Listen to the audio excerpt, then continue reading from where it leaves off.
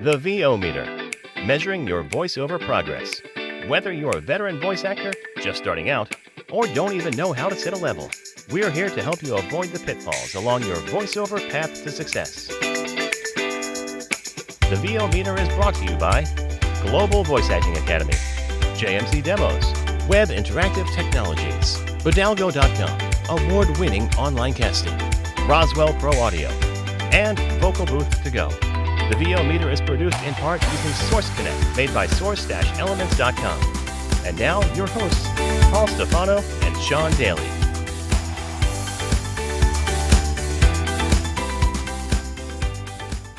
Hello, everyone, and welcome to episode 131 of the VO Meter. Measuring your voice over progress. Today, we're featuring another old friend of mine, Paul's, in case you don't recognize the voice by this time. Hopefully you do. His name is Priestley. He's a local radio DJ, longtime drive time DJ on one of the biggest stations in town, and was also one of the first Sirius XM DJs when XM and Sirius were separate. He worked out of the XM studios in DC for years, doing some of my favorite channels there. So we'll have that coming up soon. Very cool. But before that, it's time for our VO Meter reference levels. The VO Meter reference levels. Seriously, guys, that's the best you could come up with? Hey, it's your show. All right. So how are things for you, Sean? Well, as you know, before we were recording, it's been crazy for the old Daly clan lately. Both of my parents are having surgeries this week. My mom's getting bunion surgery, and my dad's getting a bunch of teeth removed and some implants put in. But and then he has a birthday party on Saturday, so we get to celebrate that. But that should be fun. Lots of ice cream, hopefully. Soft yeah, foods. lots of ice cream, smoothies, all that stuff. So mashed carrots, but it should still be a good time. But yeah, it's been a crazy couple of weeks. I've been going to my folks' place a lot to help them clean up and prepare them for post-surgery and stuff like that. So, but other than that, still working. Ray and I are working on our big animation project still, and I got cast in as a returning character in an audio drama. So, just trying to have a crazy work-life balance, like under stressful times, I guess. But how are you? Similar, actually. I think we talked about how my parents are ailing as well. Mine are significantly older than yours because I'm significantly older than you. Yeah. You're young last at week heart. I was I was up last week in New Jersey with my 94-year-old dad trying to rearrange his bedroom.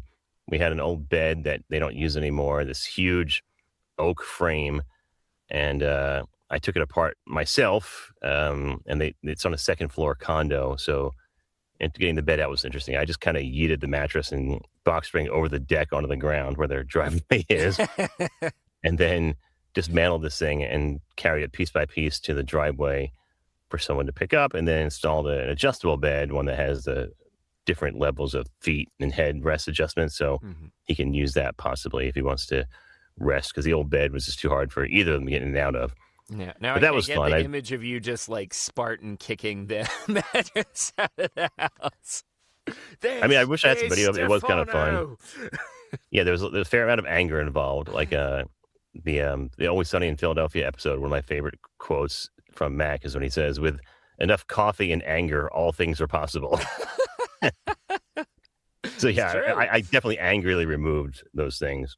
But I came back with a ton of like bruises on my legs and my arms because I'm old and I bruise more easily. So I went to the doctor the other day to get a blood test or something, and they said, "What happened to your arms? Are those from needles?" I said, "No, I was moving furniture and I'm not as young as I used to be, so it's just regular bruising."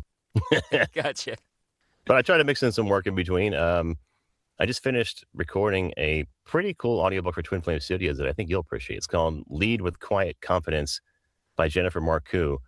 And it's all about how people are misunderstood, or people who are introverts are misunderstood in the workplace, and how instead of that being a detriment and people constantly telling you to smile more or be more outgoing, that your intrinsic qualities as an introvert are actually helpful, because as a leader, you can be more introspective. You take more time to make decisions, and you are more empathic and see things in people that other people don't. And it was really fascinating to me because I've always considered myself an extroverted introvert or introverted extrovert, whatever that is. Me too. And yeah, I know you do too. So we talked about this. So the author is basically saying that's not a thing, and it shouldn't be. You shouldn't be forced to describe yourself as that just so you feel better when you're at a cocktail party or a networking event. That sitting back, quietly reflecting, and then making a decision is actually a quality that is It's a valuable valuable in the asset. workplace. Yeah. Mhm. Yeah, exactly. So that was cool for me, and I identified so much of the things she was saying. One of the things she talks about early on is how she was called the Ice Queen at one of her companies, and she's a high-powered executive from huge companies, including American Express.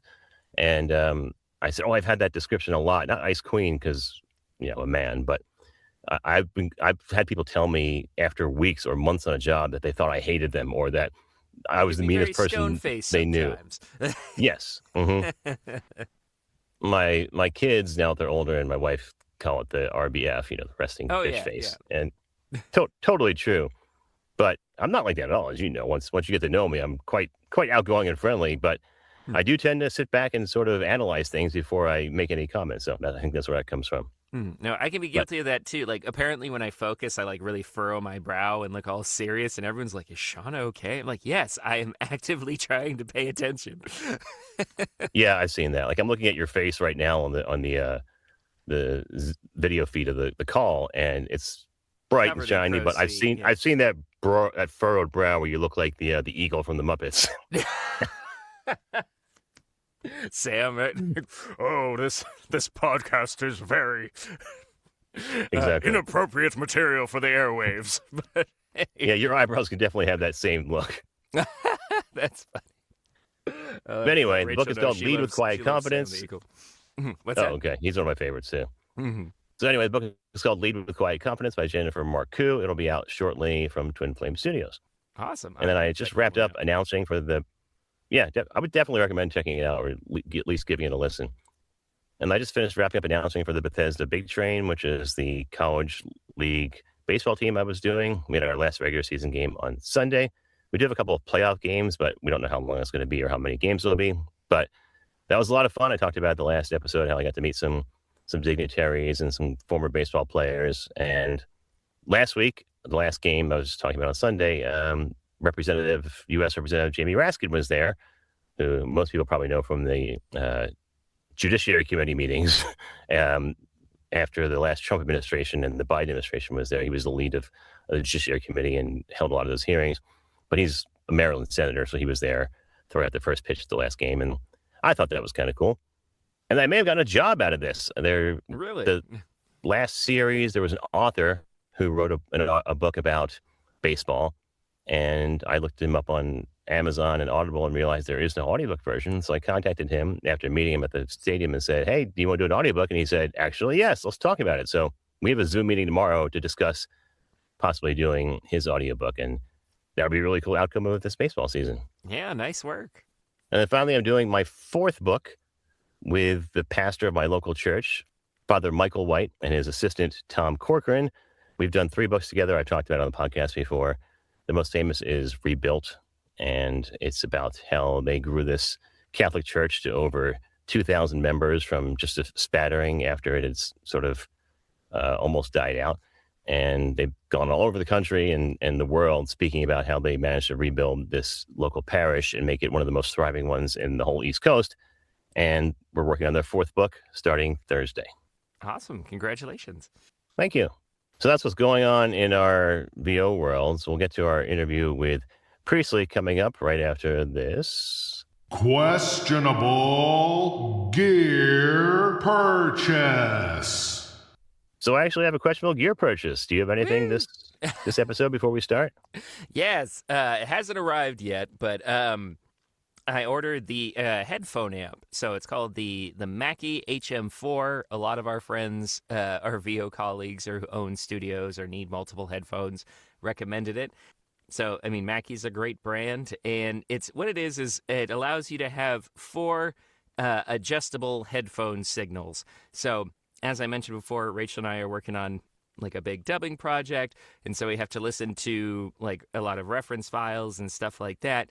So, problem is like I hear a little bit better than Rachel, so trying to like match levels can be difficult. because I find that like when I'm trying to point out details for, I was like, my ears are going to bleed. Mm. So before we were using sort of a headphone splitter, so we both had the same signal in it, but we couldn't customize it to our preferences. So it was like $50, and then since I'm using a Centrance interface, which are all about portability, a lot of their inputs and output jacks are actually 3.5 millimeter, kind of like a standard headphone plug or like a commercial headphone plug. So I had to get an additional adapter cable, which goes from like 3.5 millimeter TRS to quarter-inch TRS, what we usually use for getting gear to talk to each other. Had to get those two, and they should be here in a day or two, and my ears are very much looking forward to that. But what about you? First of all, I agree with what you're saying. That's an underutilized feature of a lot of mixers or interfaces. If you don't have it, you'll miss it. So I'm using a mixer now for the last couple of years, a Tascam Mixcast 4, and it has built in 4 separate adjustable headphone inputs. I never That's thought I would use awesome. them that much. Yeah, I didn't think I would use that much, but I do just for myself. And just a quick explanation of why that's a thing, because I have headphones at my editing area, which is outside the booth.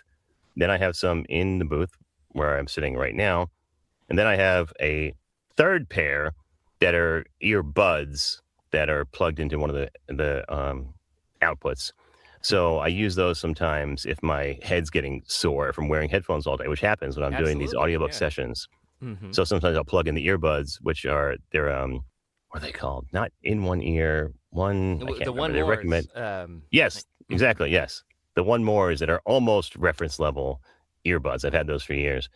So those are the ones I wear when my head gets fatigued. So they're all different levels though. So having the 3 separate, well, there's 4, but I only use 3 of the separate adjustable inputs is really helpful because I can have them all different levels, just leave it there, and they're all where I want them when I jump in and out of these different locations. Very cool. That seems like a lot more of a standard feature on like mixers, like you were saying, or maybe field recorders. But like dedicated interfaces, like you have to, I don't know, maybe there's like the SSL2 and stuff like that, but I feel like you have to spend closer to $300 or $400 before they throw a second headphone out on there. Yeah, I think it's only when there's more than 2 inputs too, for some Mm. reason. So, like a Focusrite Solo is not going to have two inputs because or headphone outputs because they figure you're only going to have one input. What would you need 2 for? So, it Hmm. seems like once you get to 3 or more mic inputs or quarter-inch outputs or inputs, then you have the outputs for headphones. And I don't know why that's a thing because They there is a assume you're use no case, longer like I'm working by saying, yourself at that point, I guess. So, right? But there is a use case, like I was just saying, for having multiple ones all by yourself. I'm the only one in here 90% of the time. mm-hmm. No, I always have at Uh, least 2 headphones hooked up, so that makes a lot of sense. Yeah. All right. So other than, well, I actually haven't said anything yet. I was talking about your purchase. So I have a couple of things myself. One is I bought a new chair. I was looking for a while for a chair that had a higher back because I was using this one that was low back and no lumbar support. Just a cheap IKEA Ooh. chair I've had for about 10 years. The cheapest one possible. I think it was like $35 when I got it. And it was really starting to hurt my back. And I was also hunched over because my desk was lower than it really needed to be. So I did 2 things. I bought this other IKEA chair, but it's one of their more high quality ones. It's called the Marcus. I think new it retails for about $400. I found one used, like I want to do, for 50, which is fantastic. It's in great shape, and it has a high back that goes all the way to the head with a headrest. It has adjustable lumbar support. It rocks and it can be locked down, but it was a little bit taller than the desk. So I also did not have armrests on my old chair. This one does. So because of that, I had to raise my desk. So I put the desk up on risers, and that was a fun story. So I'll just share a little bit. I had my 18-year-old son helping me because I'm weak and old now. So my goal was to try and lift up this desk with all my studio shit on it. So the mixer, Oh uh, no. desk microphone, computer. Yeah, you can see where this is going. So I tried and couldn't do it. Then I got my son to try and help me, and we still couldn't lift it because I guess there's just too much crap on there. So then the plan was to just take out a few things and lift. The desk is 2 pieces. It's a secretary desk that folds up completely and has a wardrobe that covers it if you want to. So we're going to take just the top off and leave the bottom desk to the shelving unit. So I guess I didn't explain it well. I said, Joseph is his name. I said, basically, we have to lift it up straight and slide it out and then put it back down without tilting the shelves. So within 3 seconds, he tilts it to 20 degrees and everything just falls out on top of both of us. Microphone clamps, desk clamps, old shower rings I used to hang the curtains in the booth, old boom arms, everything crashes down on top of us. I was like, well, shit, now I'm just starting over. So I did get to reorganize everything because of that. So I took everything out because, everything was on the floor without me even trying to take it out. So I got to restack it in different spots and more strategically than I just shoved it in over the last 5 years when I was building the studio. So that helped.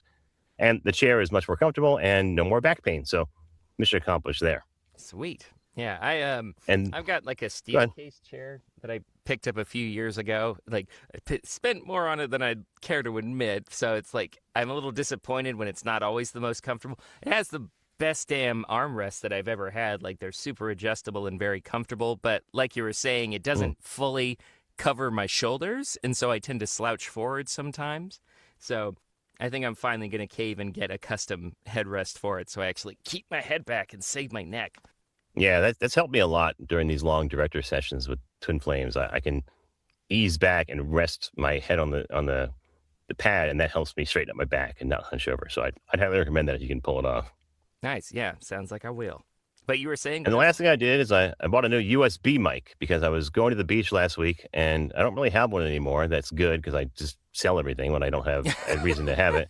Be gone. Last time I traveled for work was for One Voice back in August of last year. So I looked around for a cheap mic, and I bought the one that I actually bought for my daughter when she went away to college. And she still uses it to do auditions, and actually has used it for a show that aired in New York City, or was in theater in New York City, off Broadway. Yeah, she did the sound design for one of her friend's shows because she's in theater school, and they did the voiceovers with her microphone in her closet in Boston, in her college apartment on this mic. And I'm actually using it right now. It's a neat Bumblebee 2 USB mic. It's a teeny tiny little USB mic. It's even smaller than the Blue Yeti Nano that we've had for a while. And I just love the sound on it. I really loved it when my daughter was using it. I knew it was good. And I needed one on a moment's notice when I was traveling to the beach last week. And this thing is new for $29. Yeah. 25 or 29 on Amazon. And I actually, because I wanted it right away, I bought it from a private seller off of Facebook Marketplace for $20. So brand new in the box, $20.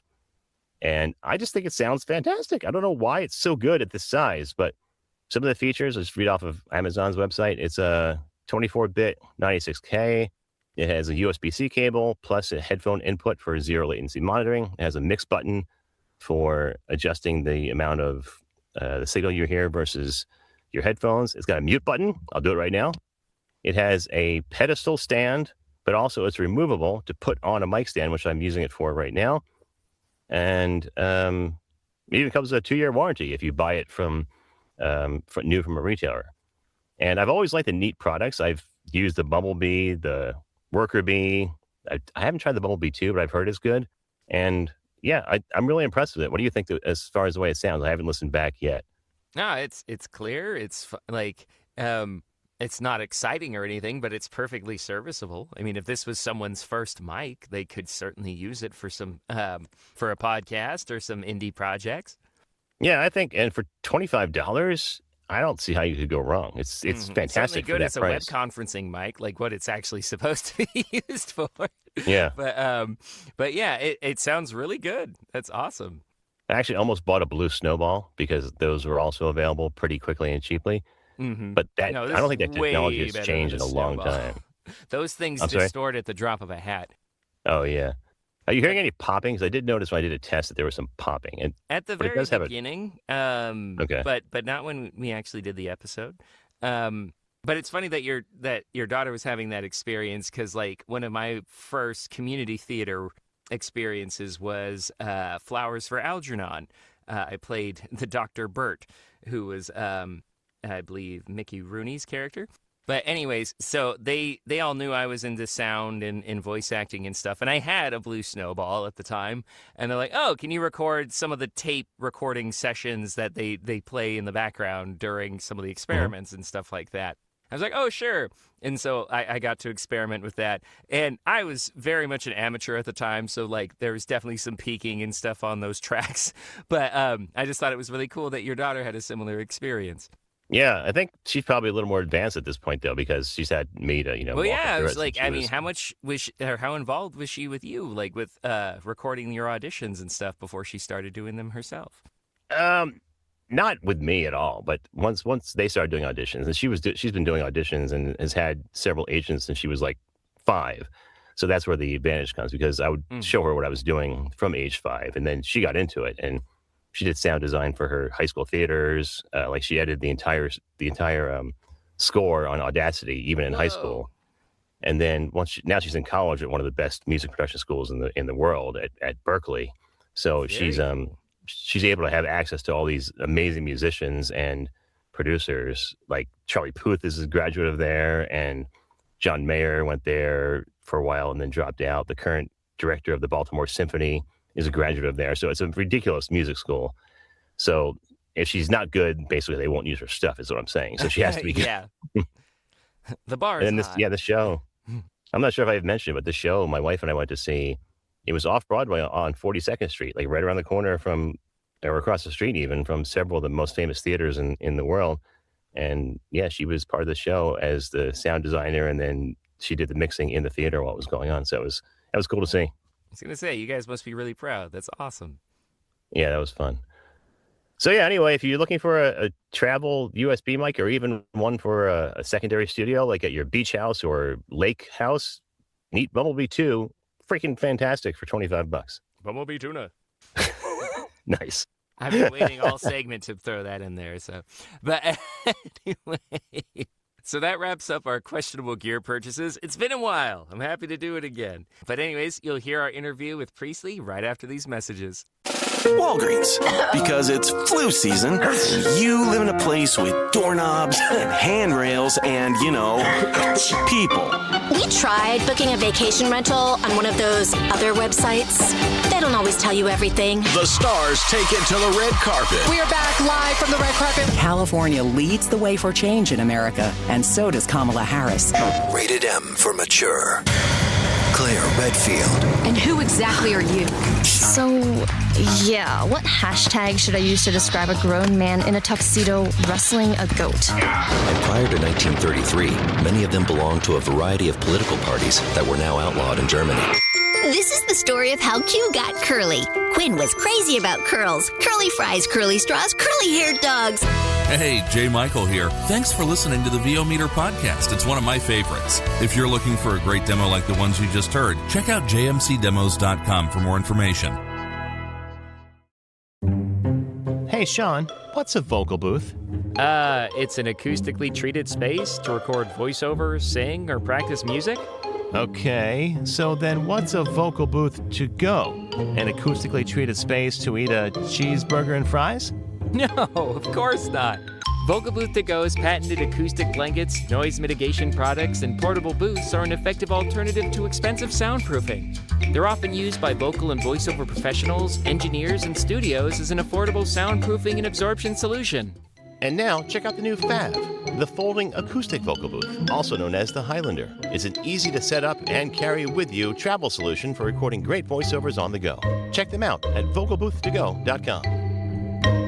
Hey, it's Paul here with an endorsement of Bidalgo. I've been a member of Bidalgo for almost 10 years now. I remember putting in an application when I first started, getting a personal reply from Armin Hirschstetter, the founder, and being blown away by the personal service. Turns out that's just how he runs the business. Honestly, efficiently, and with great customer service. Bodalgo focuses on voice seekers rather than voice talents. Their award-winning online casting finds the perfect voice for every project. There's more than 12,000 professional voice actors, free casting, and it's insanely easy and fun to use. Thanks, Bodalgo, for being a sponsor of the VO Meter. Hi, everybody. Thanks for joining us for the interview portion of this episode. Our guest today is Priestley. He started his radio journey at Towson University and has built a 30-plus year career that includes 92Q, 98 YCR, B1027, Z100 New York, Sirius XM, and a 14-year run at MIX 106.5 until 3625.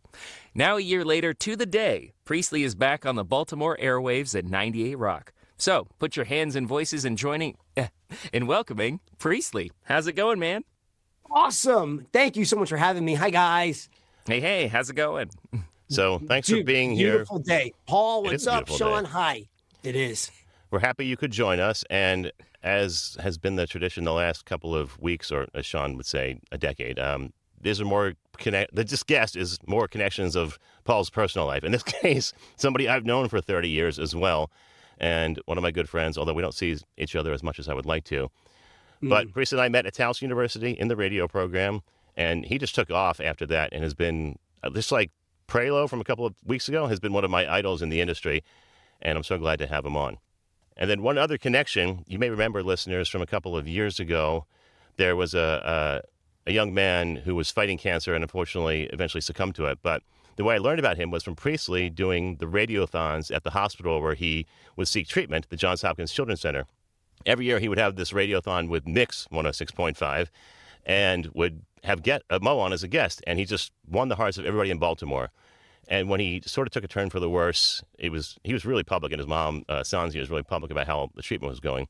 I reached out to Priestley and said, "There's something I can do to help. I do have some connections in the voiceover industry. What is he like?" And Priestley said his favorite cartoon is SpongeBob, or one of his is SpongeBob. And I said, "Ooh, I can help with that." So I reached out to Lori Allen, who's a friend who was the voice of Pearl on SpongeBob, and a couple other ancillary characters as well. She's from Bethesda and signed on right away and said, "Yes, I will help with this. Let me see what I can do." She was able to get personal voice clips to Mo from Bill Fagerbanke, Doug Lawrence, Clancy Brown, Roger Bumpus, and Serena Irwin. And we were able to put them together and send them to Mo right before he passed, unfortunately, like days before he passed. Yeah. And I was so glad we got that done. And afterwards, Mo sent me a message on Facebook himself and said, "I'm so happy. Thank you for that. I'm crying, but tears of joy." And I'll forever remember that message. It was the greatest thing ever.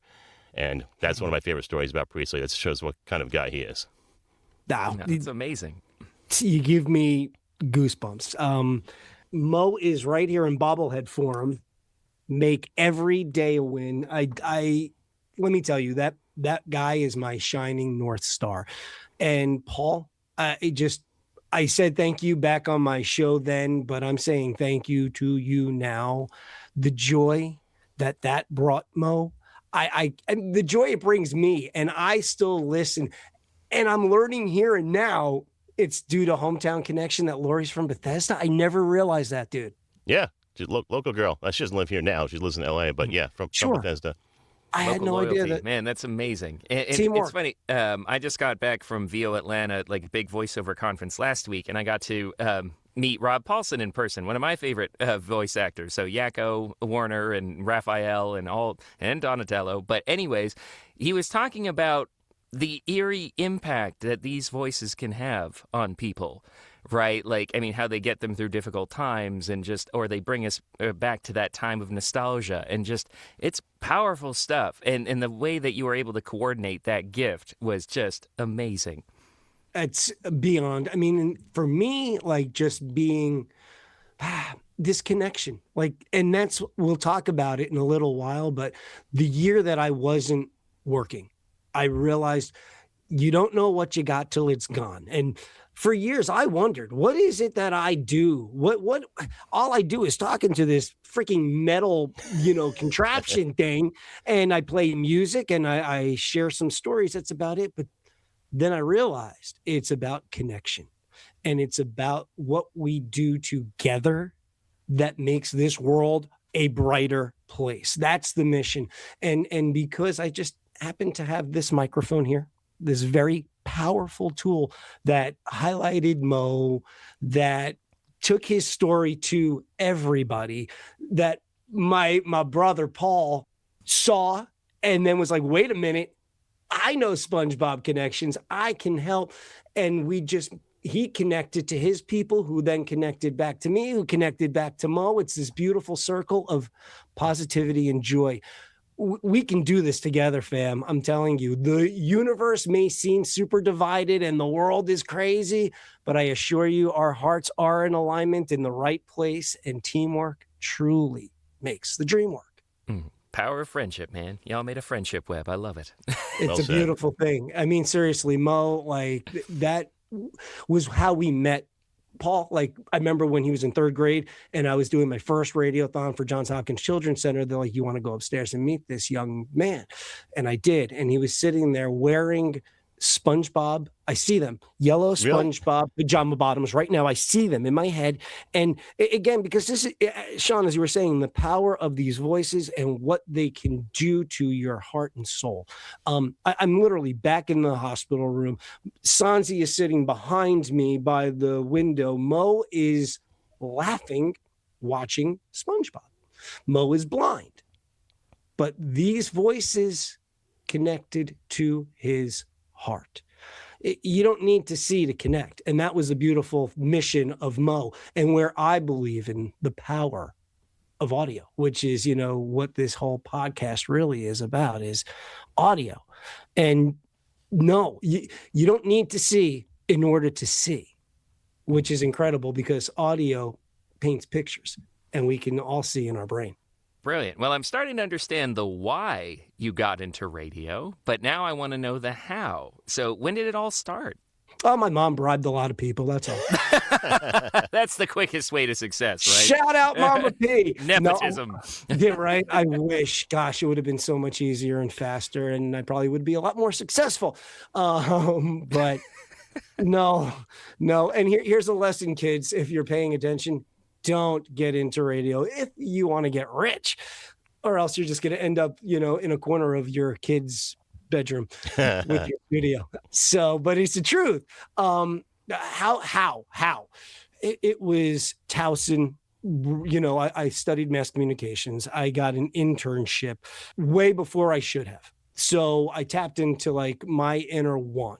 I knew I loved radio. Back in the day, Paul, when before this thing, the internet was around, right? Mm-hmm. Yeah.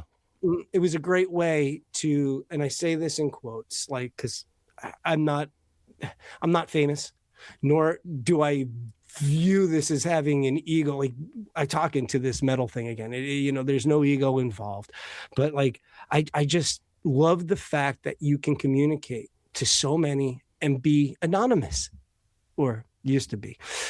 That was really the draw. Paul, you may not know this, but I mean, I suffer from major anxiety and shyness. I always have growing up. Public speaking was not something I was ever good at in high school. I wanted to overcome this. I envy you guys because I know we're going to talk about radio versus voiceover, and not versus, but there's just two separate lanes. And what you guys do to me is so much more artistic and professional and special. It's something I've always dreamed of doing, like being a voice of a character. Like, to me, that's incredible. My wife, Paul, she's like, would you please talk to Steffi and get into VO? She wants me being audiobook reader. I'm like, gosh, I would love that as a dream. But again, I don't know. This voice sucks.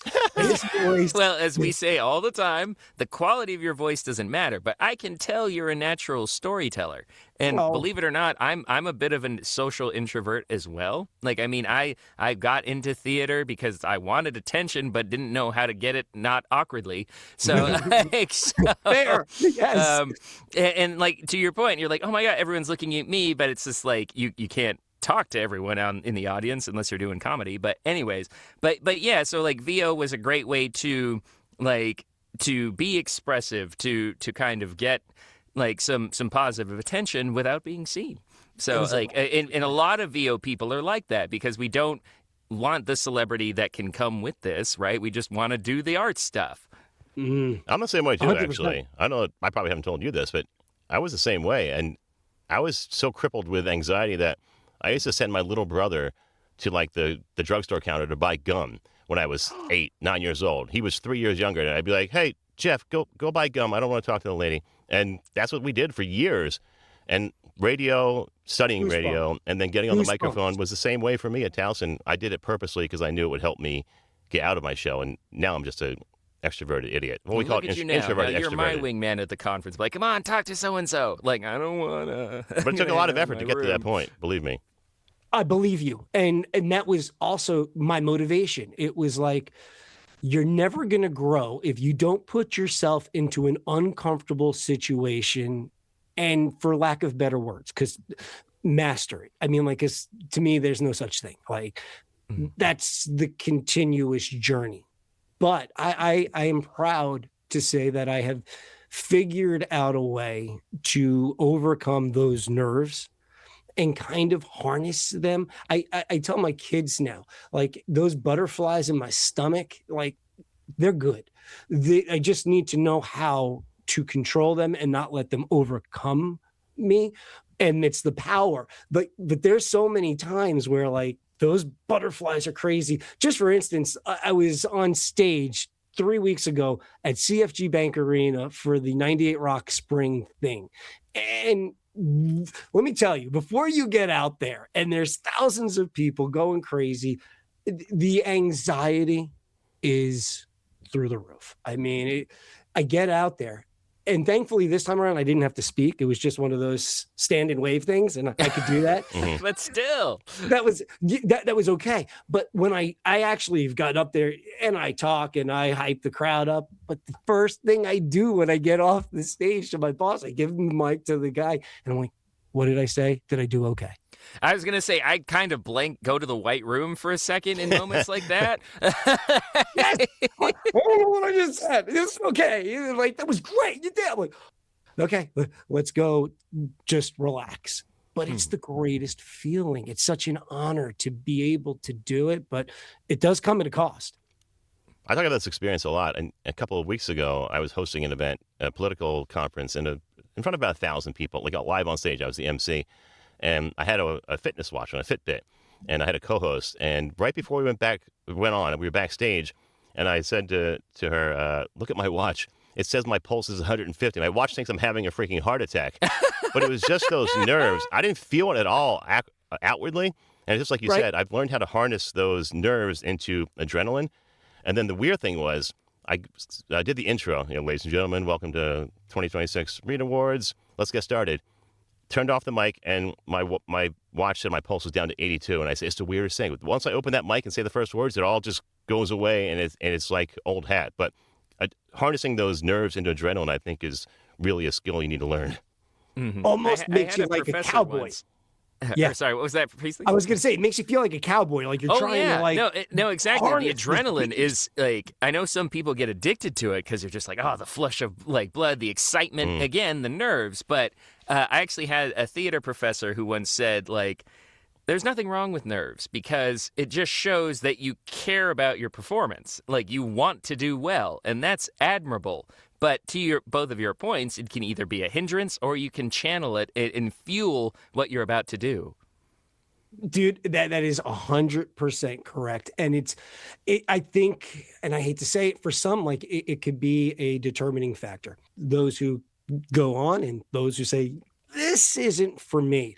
And I'm excited and proud to say that I've been able to overcome. And if anybody is watching this who feels that anxiety and feels those stresses, it's okay. It is so okay to not be okay.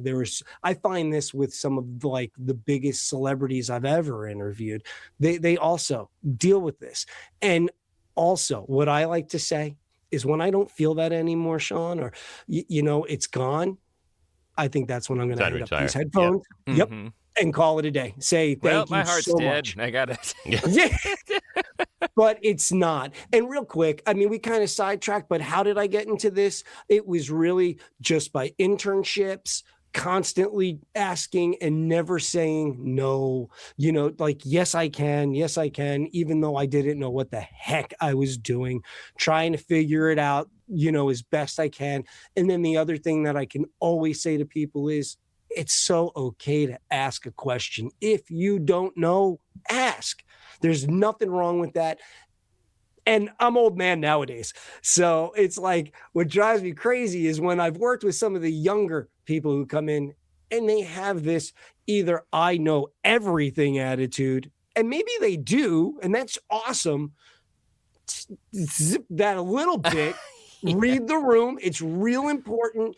And again, there's no shame in the game of asking if you don't know. Honestly, you're showing respect to somebody who may have some wisdom for you, and it can be extremely beneficial in your growth. I ask questions all the time. I'm glad that you brought that up, because lately I've been seeing, like we were talking about, like how a lot of introverted people are drawn to this work, but some people might misconstrue it that you're always working by yourself. I'm like, no. You got to collaborate with people before they let you, like, pay you to talk into a microphone, right? Like you're working with directors, you're communicating via email beforehand and engineers afterwards. sometimes and live. So Yes. like you have to work, like it really takes a village to get some of these projects off the ground. So it's not like you can just be like, oh yes, I'm the best and everyone will hire me and then I just communicate with the paychecks, No, it doesn't work that way. So like you have to gain people's trust and their respect, because these are their babies, right? And you have to show that you're willing and able to do that, what they want with them. And to do that, you have to listen to them. That is an art of what we do in radio for sure. Listening. People tend not to listen. They only hear, but you've got to listen. Take a breath, process it. People don't think before they speak or type nowadays. It's like, take a beat. But that is a key right there. Listen. And when you do listen, you often find out, what people really want, and it makes your job easier. Yeah. All right, so you've kind of answered our first 3 questions, which is great. It's less work for me and Sean. So perfect.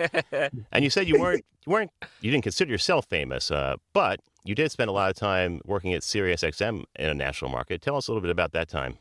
Oh, it's crazy, because I knew this question was coming, and yet last night I was on Facebook, and you know how you can look at your memories, like. I love that part.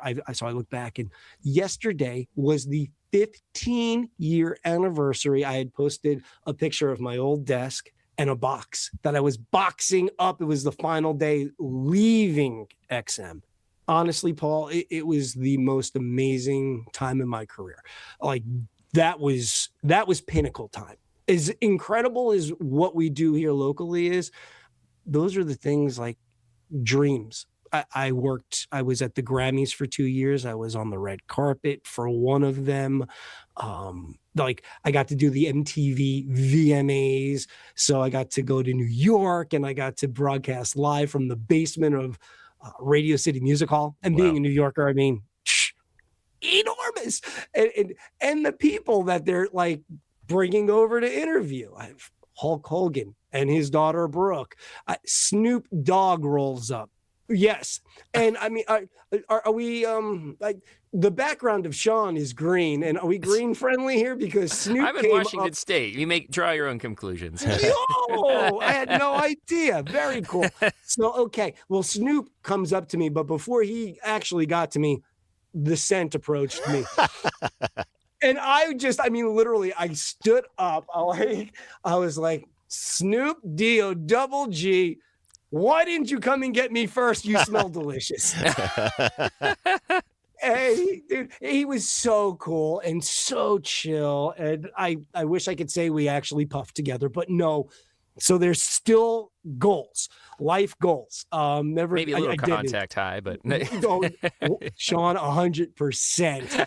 I can still remember standing next to him so tall underneath his arm, and definitely a contact buzz was necessary. But yeah, working at XM, we worked with the greatest. Paul, you'll appreciate this story because XM wasn't just, for me, pop music. It was sports. It was politics. So, I mean, it was crazy. I remember one day, a friend of mine who was the head of MLB, Chuck Dickman, I'm getting in the elevator and he's like, yo, Priest, hold the elevator. So I hold the elevator and Chuck runs in and this other guy runs in. And I mean, as soon as I kind of look up and I make eye contact, I felt like I was in an XM commercial. It was Cal Ripken.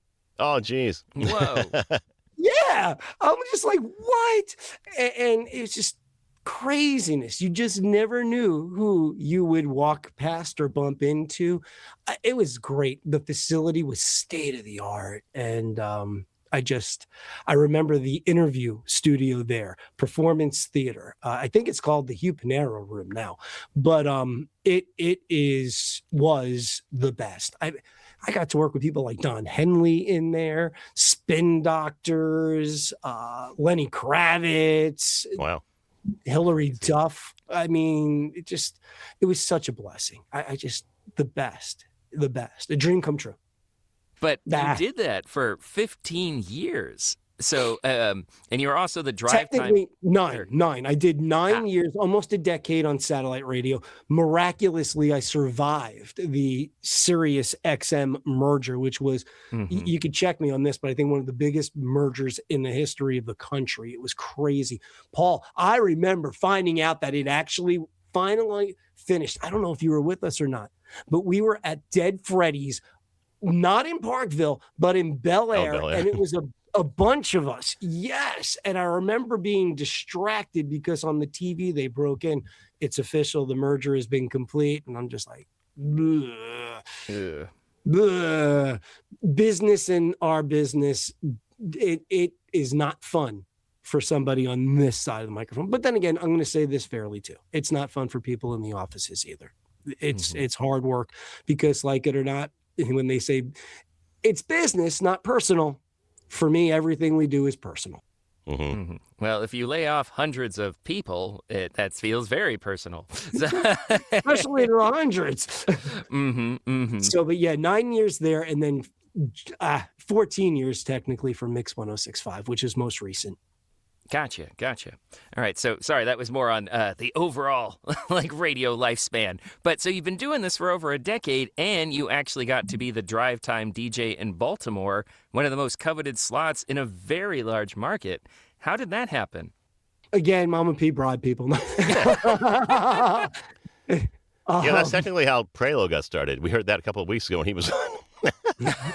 Mama P, she bribed everybody for Prelo too. Yeah. Nepotism and sleeping your way to the top. It always works, guys. Shout out Smooth. I miss Derek. He is awesome.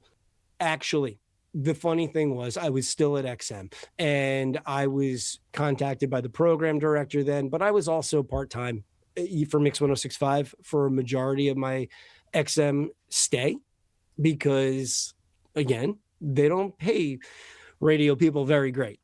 So multiple income streams are a big part of our lifestyle. So I was full-time with XM, Sirius XM, and then I was doing weekends and part-time with Mix. And then Mix had a opportunity for an afternoon drive co-host. Shout out to my girl, Jen Marino, which was the real reason why I was like, you know what? I'm willing to leave satellite radio because here's what I wanted. I figured I've been with XM for 9 years. I survived their merger. I've got an opportunity now to do full-time on-air prime time for a legacy radio station that I started working at. Would it be possible if I could shift part-time hours, XM, go full-time over at Mix? And I had to go up into the big corporate offices and they were like, no. I couldn't believe it because others were doing it. And they told me no. I know people now who have done it. No. And I was with them from the start. I figured, you know what? This would be really, really helpful. And they said no. So then I had to go home and we had a conversation, Anthea, my wife, and I was like, listen, I truly believe we take a risk. We're going to gamble. I think if I do this and we hit rating, because you got to go 3, 2, or 1, 1, 2, 3, you get rating bonuses. So that's a big increase. If we can continually hit that, which is not easy, but possible. And then with endorsement opportunities and local appearances, these are things satellite radio does not really offer. So I was like, I think we could even maybe come out ahead. And we did. Things worked out really well. So sadly, through that 14-year stint over there on Mix. I mean, Jen ultimately left the show to go do a nationally syndicated show with this guy, Nikki Sixx. You may have heard of him from a little band, Motley Crue. Yep. Yep. Got my butt kicked and he took my girl. Bastard. Damn it. So, but no, in all honesty, it was with my blessing. She had a great opportunity. We worked hard behind the scenes to get her demo to where it was. She crushed it and then took off. I was then given a new co-host, which shout out Joe, only lasted a year, but we had some fun. Joanna Campbell, Josie. And then through budgetary cuts, they kept me. And it was me for about 13 years solo pilot. So it was a great run. I had a lot of fun, but yeah, they surprised me March 6th of 2025. And you've landed on your feet literally in the last couple of weeks. Tell us about what you're doing at 98 Rock. Well, right now it is part-time. The way I look at it is, people are like, oh my God, how could you be part? I'm like, no. Trust me, this is a great thing. Part-time is, as I like to say it, it's a foot in the door. It's an opportunity. And for those who may not know of 98 Rock, I guarantee you here in Maryland, you do. Paul, last weekend I was on Saturday morning, 10 to 2, and it was their 49th birthday. I love you. Thank you. But it was their 49th birthday. I was like, what the heck? It is so rare to find a radio station that is 49 years old that hasn't changed its format in 49 years, and their historical lineup is nothing short of legendary. So the fact that I can even be associated with a team like this is a dream come true.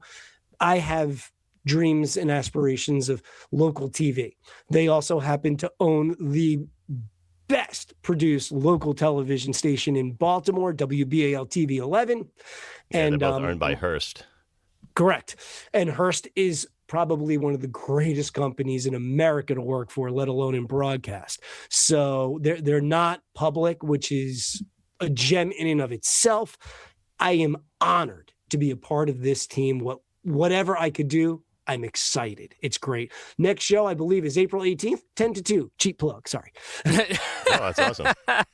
That is awesome. 98online.com if you want to listen from not inside the Baltimore market. Thank you. Check us out, Sean. Will do, happily. And I just love, man, you just have such a positive attitude of gratitude, and there's a lot of carryover for what we do too, because a lot of people are like, ooh, part-time, but I'm like, you have to start somewhere. And like you said, you get your foot in the door, and when it comes to pursuing work in this, sometimes monetary compensation isn't always what we're looking for, right? Yes. Sometimes, like you said, you have ambitions, you have networking goals. There are other perks to this, and you might actually like the freedom of your schedule that allows. Yes. Right? So it ain't all bad, but I'm just so that's awesome. I'm just, you sound like you're living your best life, and I just wish you the best of luck. Oh, thank you. For whatever it's worth. Again, we're bringing up Mama P, and Paul, you'll appreciate this. And this is a true one. This is not a joke. She's like, I have not seen you this happy in over 2 years. Oh, things were not great towards the end at Mix, but we were there. Sean, I almost ended up in Seattle. I God, no. I know. But I had the sickest opportunity that found me out of the blue during COVID. They flew us out there as a family. We had boots on the ground. We were like, we're moving. And I came back and Mix was like, you are going nowhere. Cease and desist. It got ugly, yada, yada. But boy, I got to tell you, we loved Washington State. It's gorgeous out there. Mm-hmm. No, it's a gem for 3 months out of the year. But it's so beautiful, it keeps you for the other 9. Let me tell you, the air smelled great. The moisture was, I was like, man, I like it here. Now, I remember I went down to Cali for like a family trip, and I was just like, the air quality hits you immediately. I was like, oh no, where are my mountains and forests and oxygen? Yes, it's quite different than here in Maryland. I promise you that too. And we're similar in kind of build, if you will, with the trees and the mountains and all temperate that. rainforests and all that. Yeah. Yep, but not as nice as what you got. Sweet. Well, I am aware, and I ain't leaving anytime soon. Nice. We'll come visit, right, Paul? Yeah, absolutely. Sounds good. Sounds good. Road I'll trip. give you that Snoop Dogg experience you longed for. So. Yes! Well, Precy, while we are all happy you've landed on your feet, you did mention a little envy, and I'm glad because this is what we love to do about voiceover. Please. Yes. And you probably know some people who've transitioned to that from radio. I know I do.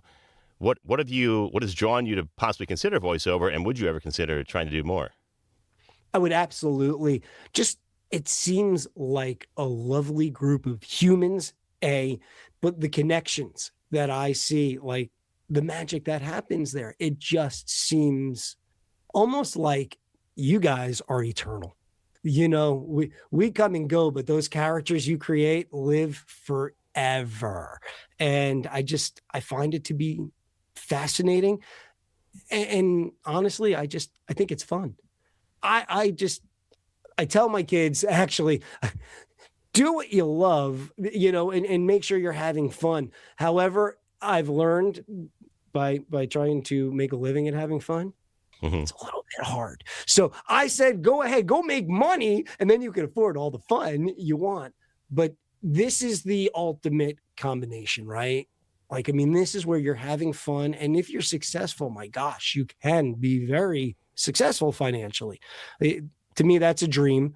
But regardless, getting back to just doing this, how fun. I've worked with a couple of people in the VO realm and just the nicest humans. Yeah, well, you picked up on probably the greatest part of it. And yeah, you're right. It's absolutely the greatest community of people. Sean just got back from the biggest voiceover conference, and he can attest to how great everybody is. I'm blanking on my names, and I mean, they're giants in the industry. Tara Strong. Oh, yeah. Tara. I got an opportunity to interview Tara Strong at the Baltimore Comic-Con, and I honestly fell in love with her. She is such a sweetheart and so amazingly talented.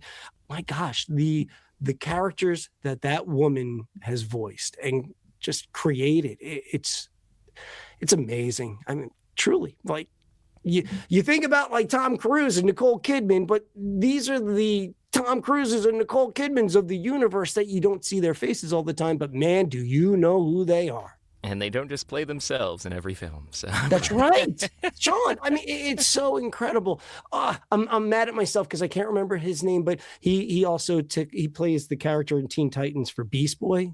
Dang, now I'm sketching on his name, but I know exactly who you're talking about. 1 second. He was also Mikey on one of the Turtles. Greg Sipes. Greg Sipes. Yes, I love him. I got the same day I interviewed Tara, I interviewed Greg.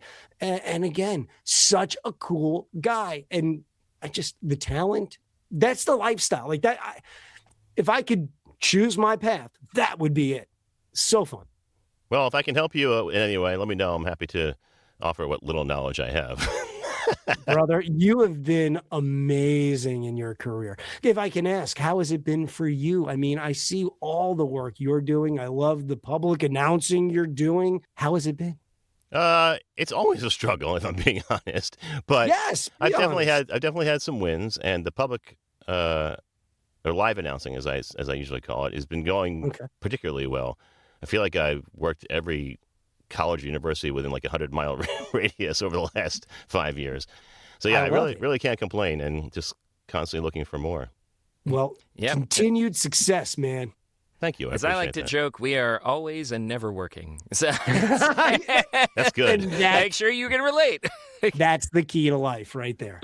So, speaking of live events, you've hosted a number yourself, and you mentioned some of those as well. But what skills do you find that you need to host a live event? Because it's obviously different from doing a radio show from your studio.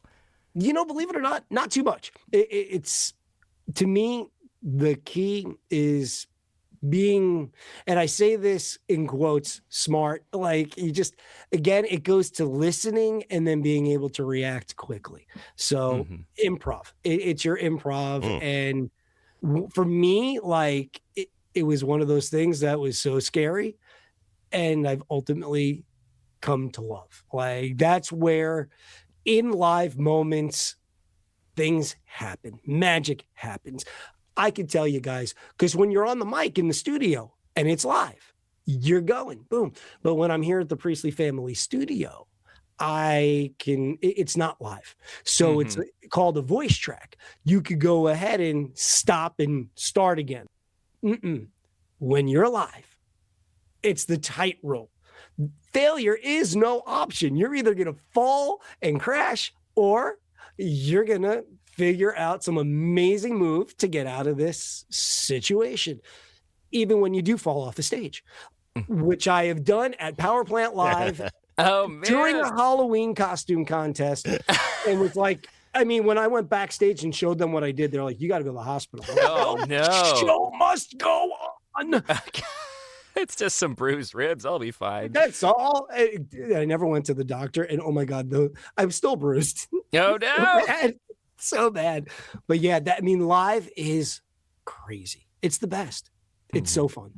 I'm glad that you brought up failing spectacularly, because I'll do moderate live events for the online voice acting school I work for. And we recently had Sam Riegel from Critical Role and casting for like various wonderful projects. And it was like one of our biggest guests. And I hit record and I start my intro. My cat sees a neighbor cat outside. And it's like, as loud as she possibly can. Like, she hasn't made any noise all day. And then she's just like, my entire intro is like, Sam is in over 200. And it's just like, just keep going, Sean. She's not there. Hopefully Zoom's wonderful audio compression is not picking that up. But it's just hilarious. It's ridiculous. The show must go on. Yep. No, but that when you're live, anything and usually everything does happen. So that's my best part. Just being able to be flexible and reactive. Yeah, you hit on something about the reactive part of it. And I talked about this with the sports announcing. I feel like it's helped me tremendously with improv. And I haven't really taken any formal improv classes, but I've kind of learned by doing live events to do that.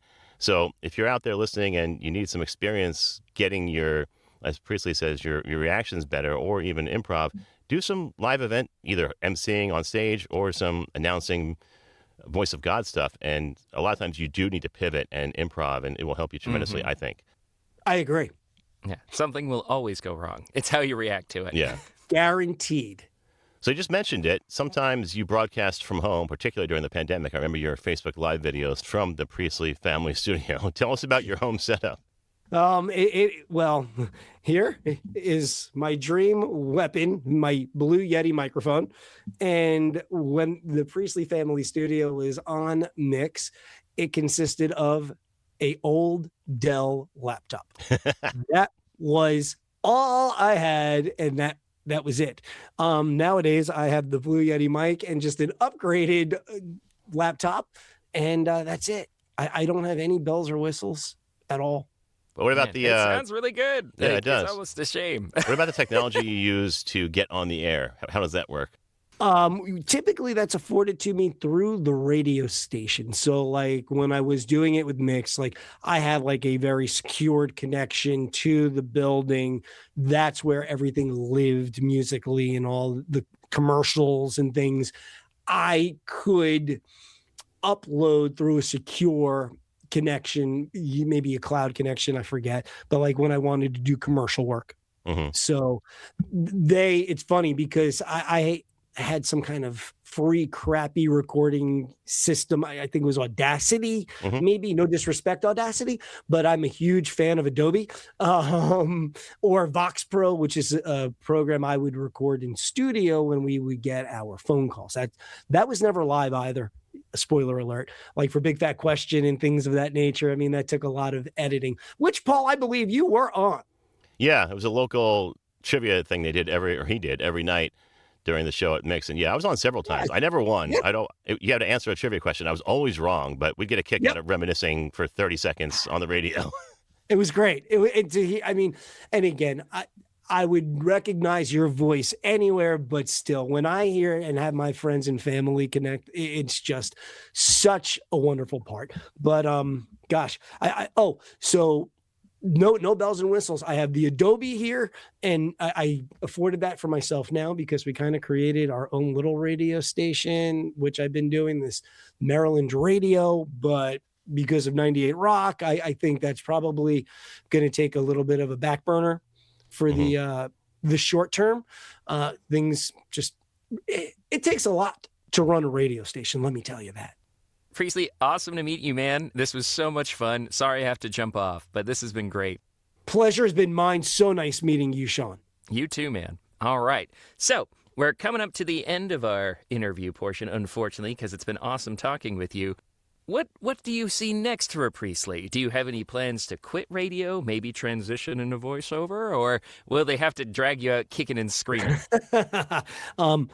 Honestly, my kids will tell you, and I hope they're right, that radio will be there as long as I'm there, and I'm going to be the one to turn off the lights.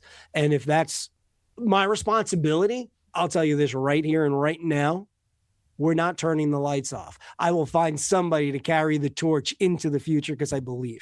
That being said, dang it, let's talk voiceover work because, like I said before, multiple revenue streams help keep the lights on. No pun intended. So just kicking and screaming and hopefully never leaving and trying to light this universe up with smiles for everybody. Well, it's a fantastic attitude.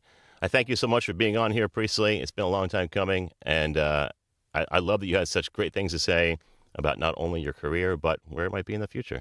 Before we go, though, where can folks find you if they want to learn more about Priestley on the radio?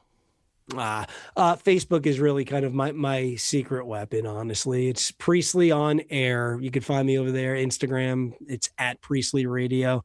But yeah, other than that, man, on 98 Rock, or they could reach out to my buddy Paul. He knows how to get a hold of me. How many times has this happened to you? You're listening to the radio when this commercial comes on, not unlike this one, and this guy starts talking, not unlike myself. Or maybe it's a woman that starts talking, not unlike myself, and you think to yourself, geez, I could do that. Well, mister, well, missy, you just got one step closer to realizing your dream as a voiceover artist, because now there's Global Voice Acting Academy. All the tools and straight from the hip, honest information you need to get on a fast track to doing this commercial yourself. Well, not this one exactly. Classes, private coaching, webinars, home studio setup, marketing and branding help, members-only benefits like workouts, rate and negotiation advice, practice scripts, and more. All without the kind of hype you're listening to right now. Go ahead, take our jobs from us. We dare you. Speak for yourself, buddy. I like what I do. And you will too when you're learning your craft at Global Voice Acting Academy. Find us at globalvoiceacademy.com. Because you like to have fun. Come on. Not again. What's wrong, Paul? Just trying to update my website, but I just don't have the skills. Or the time? Exactly. Why don't you just contact Web Interactive Technologies? They have over 20 years of experience helping business owners create and maintain a professional website. Each website is unique, and you can maintain full control or let Web Interactive update it for you. Web and Tech treats every website like it was their own, and they have the knowledge and expertise to make sure you get noticed by the search engines. Because, like they say, you can have a beautiful website, but if nobody can find you, it's pointless. Contact Web Interactive Technologies today at webintech.com. That's WEBINTECH.com. Or call 410-777-8500. So thanks to Priestley for coming on the show. Like I mentioned in the interview, he's one of my oldest friends. It's scary to know that we've known each other for over 30 years now. And I don't know why we didn't do this sooner. Again, something I say a lot. There's just so much. There's only so much time in the month or year to do this stuff. And adulting I'm so glad we finally most got to of talk the to good Priestley. hours, but Yeah. But I can see why you guys were friends. I really enjoyed talking with him. He's like very charming in his own way and just hilarious too. Yeah, he's definitely got that radio personality like all the time.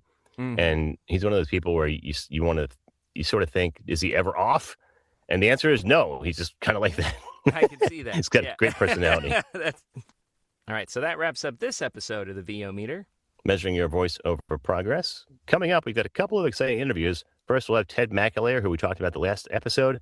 He's an old friend of the show who kind of semi-retired, living in Spain, and he's extremely fired up about the World Cup, Viva España.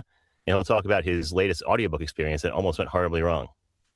And then after that, we're talking with voice actor and impressionist of the YouTube channel Jimpressions, Jim Meskimen.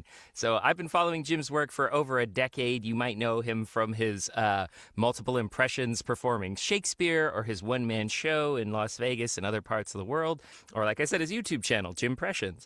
But I'm very excited to talk with him about all things impressions, like do we still use them in voiceover? What place do they have? All that stuff. So stay tuned for that, and you'll hear us soon. Thanks for listening to this episode of the VO Meter. To follow along, visit us at www.vometer.com. We'd also love to hear your comments or suggestions for the show. Or if you have a questionable gear purchase, tell us all about it on our Facebook page or on Twitter at the VO Meter.